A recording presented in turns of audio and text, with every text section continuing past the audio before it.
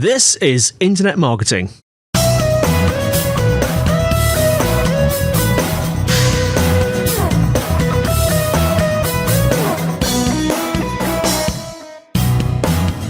Brought to you by Site Visibility at sitevisibility.co.uk. This is Internet Marketing. Now, before we start today, a bit of shameless self-promotion because Site Visibility has recently published the Ultimate Content Promotion Guide. It's their most comprehensive guide to date, and in it they break down all of the content promotion tactics, tricks and tools you'll ever need to help you achieve content marketing success. You can download the guide plus a handy printable content promotion checklist for free by going to bit.ly, that's bit.ly/ultimate-content or ultimate-content, all lowercase, because Bitly is case sensitive, I think. Today I'm joined by Phil Nottingham, brand strategist at Wistia. Phil, how are you? Hello, I am perfectly well. Thank you very much, Andy. Good. I felt a bit like a doctor then when I asked how, especially when you said I'm perfectly well. Where are you geographically based? Between London and Boston. So, what, in the sea, in the Pacific, yeah, in the Atlantic? Sort of Iceland-ish, just a few thousand feet above. Yeah, exactly. So you oscillate between. Are you in the UK at the moment or Boston? Yes, I'm currently in London. You're currently in London. Yeah, I was confused because I was watching a video of you earlier, and Wistia, is it Wistia an American company? Mm-hmm. Yeah. We're based out of Cambridge, Massachusetts. Yeah. Yes, then I saw a still of you with a sort of video play button, and I expected an American accent to come out, and a very British accent came out. Yes, sorry, I went to drama school, so I have full RP credentials. Wow. So you're actually American, but you can speak British? No, I'm from Southampton originally, Right. so I used to have a bit more Hampshire accent sort of thing, but that's now gone down, and now it's far more kind of BBC. Excellent, received. Well, why don't you start off telling us a little bit about yourself and a little bit about Wistia? Sure. So, I mean, I basically, I guess for the last 7 or 8 years, I've been working in the world of kind of video and really advising companies on how to use video strategically across different channels, their websites, social media, all that kind of thing. So working out what kind of stuff companies should be making, how they should be distributing it, and then how to measure success. And I've done that with a bunch of small companies. I used to work at an agency called Distilled, and then was sort of doing some work with an agency called Zone up in London as well, working with some bigger brands. And then have since then been working with Wistia for the past kind of 3 years, as well as doing a bit of kind of freelance consulting, and really working to kind of look at the same problems from the software side. So Wistia is a company that has really tried to solve some of the big technical challenges posed by video for marketers. So they've made it very easy to embed a responsive video on your website, allow you to customize the player, measure the interactions that people have, capture emails, all that kind of stuff. And have sort of been focused on solving that for marketers, and I've really come in to try and say, well, how can we work to position our products, sort of do the product marketing stuff, and then recently the kind of more of a brand strategies. How do we tell that bigger picture of how we think companies should be using video and more broadly than video, creative content to market themselves, and how can we provide the appropriate solutions to help with that, really. So that's kind of where I'm at. I also know quite a lot about search and SEO. I was doing that a lot at Distilled and I worked there, and so my background's sort of fairly a mixture of the creative and the technical, and that's sort of the angle I come at things from, I suppose. I like that blend, the creative and the technical. I've always been a bit like that. Now, one of the things I want to talk about, because I love long-form content. When I say long-form, I'm referring specifically to video, but also to audio. But we're going to concentrate on video in this chat. Sure. And we'll come on to opportunities for videos for companies that are looking to get their message out in a second. But first, I'm kind of curious about the opportunity for video if you're an agency. I mean, let's talk about that for a minute. What are your thoughts there? Yeah, I mean, I think perhaps taking it just up a level about kind of what really video is and how that works in the kind of marketing communications world. Video is ostensibly just a media type. When video was first kind of within the bounds of marketing, really the only channel available was YouTube, and it was quite a restricted format and all that kind of thing. So people just used it mostly to serve ads and a few kind of virally type things and that kind of stuff. But really, like, video has now evolved just to become the mainstay of communication on the web, much like text and image. So it's a language that I think agencies need to be able to speak with their clients and be able to encourage the clients to use it effectively. Just as way back in the day, agencies were kind of advising clients on, your website should really be a bit more than just a brochure and just a conversion of that brochure that you've made as a physical print copy and turning that into a website. You should think broad about the possibilities of what web technology allows you to do. We're kind of at that point with video where agencies or most clients have just been using video as like advertising, really, probably copying the strategies that work for TV. And now agencies, I think, are at the point where they can start to educate their clients about how to use video across the whole breadth of the marketing activity they're doing, and sort of help companies get strategic and considered about that. On the production side, there's obviously the opportunity for agencies to move into video creation if they want to sort of do that. I think for most sort of marketing agencies, maybe in the sort of site visibility vein, the more exciting opportunity is helping clients basically make their own videos. Just as most clients now have an in-house designer who will own the brand and all that kind of stuff, and in-house web dev perhaps, and they use agencies for support for mostly strategy. I think the same will need to be the case for video, so that agencies will need to start making videos themselves, and that will be very simple stuff at the very basic level, and then maybe eventually hire a videographer.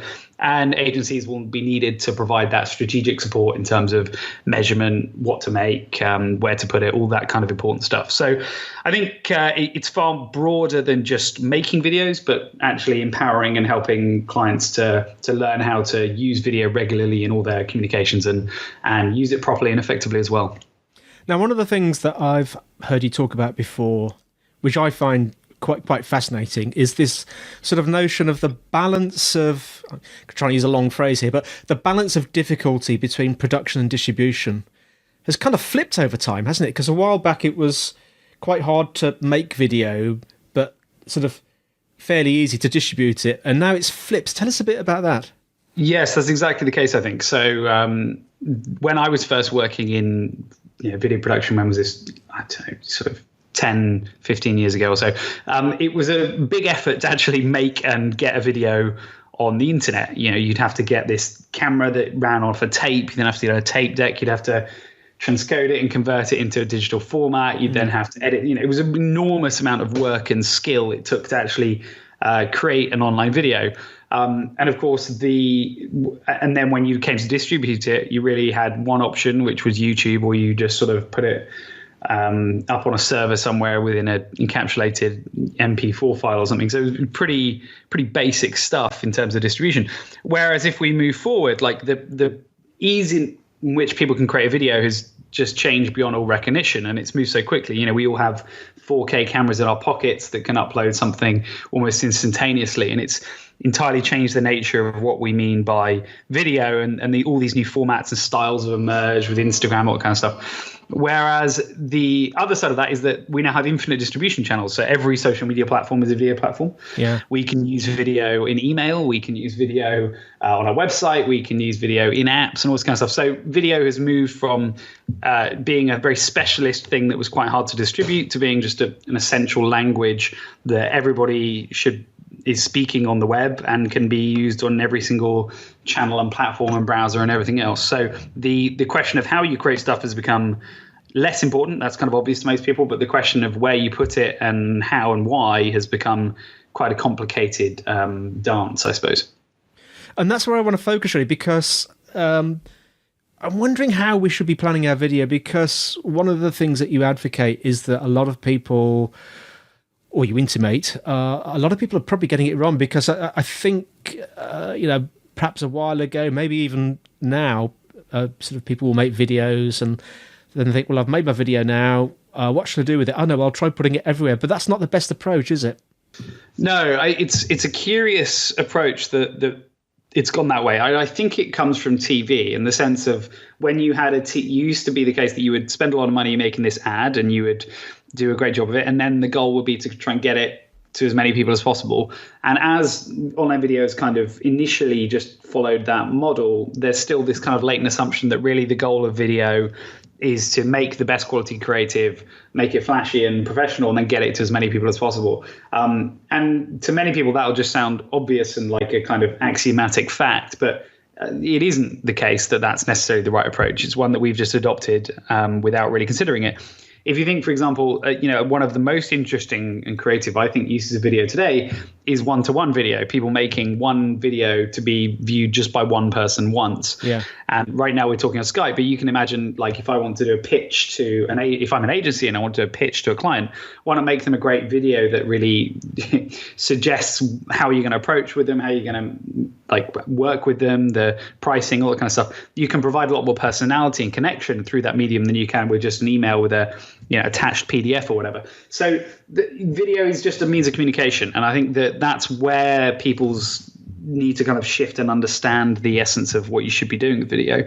And when it comes to distribution, it's all about understanding where it's going to live and who it's going to be consumed by and in what context, because that necessarily, if you're doing it properly, should change the nature of the creative. So if you think about YouTube, and that's where most people are doing most of their work on video, it's a specific platform. You are viewing it normally, well, probably maybe equally on a desktop or on a phone. You are there's a sidebar, there's recommended videos, there's comments, there's this 16:9 kind of frame. There's all these kind of elements that really go into the user experience. Someone's probably found you either through a link or they've searched for it. So all that stuff comes into the nature of that experience. And if you think about how that works on Facebook, it's very different. They're normally on a phone, they're scrolling through, and then they're surprised by the video. So there's less kind of specific intent to watch it than there is on YouTube. And that means you need to kind of communicate with people in a different way. On your website, obviously, if you're making a video for there, the video is there to support a page, and the wider context of that page is important. So understanding that the nature of consumption should, if you're doing it properly, affect the creative, because the kind of thing that you're going to make for your website, like a product video, for example, is probably not going to do very well on YouTube, and it's probably not going to appeal to anyone on Facebook. And the answer to that is not just to shove it in front of more people and think that more impressions is going to kind of lead to results, because it isn't. It's about adapting and improving the way in which you're using every single channel to be very compelling to your audience. And I think that's really because the way marketing works nowadays is not about awareness. It doesn't matter how many people have heard of your business. It's very easy to just get thousands of impressions. That doesn't drive results. What drives results is advocacy. It's people really talking about your business. It's people recommending you to others. It's that word of mouth and that true engagement. And that only comes from communicating with people in a very meaningful manner. And that means treating each channel and each interaction with a great deal of respect and consideration, rather than just thinking, I have an asset, therefore I will spam it out to everyone as much as I can, which is bizarrely the route that most people take with video right now. It's very interesting, actually, the difference between the platforms. I mean, on one of your videos, you mentioned that YouTube is very oral, and in some ways you could sort of turn off the pictures and just listen to the sound, and that's the important bit. Yes. And then you mentioned Facebook, because it's so... Well, two interesting things about Facebook. First, that people often turn the sound off, which kind of makes sense if you're in a public place. So they need to be more visual. But also this notion of using the vertical format. I was having a very heated debate with someone a couple of weeks ago about, because I hate the vertical format, but do you think it's okay on Facebook? I think honestly it's fine. The format, the specific frame on Facebook, it doesn't really matter. You can make it work with 16:9 widescreen, you can make it work with vertical, you can make it work with square, and all these other formats in between. It's just a case of like matching the creative to the format again. So obviously a big landscape shot isn't going to look very good in a portrait mode unless you're doing something kind of quite creative with it. So it's just a case of like thinking about and ensuring every creative element of the video is well aligned to the channel and how you're distributing it. And the solution to that is often just to make sure you've done the strategy work and the consideration for what you're making before you actually get to that creative ideation point.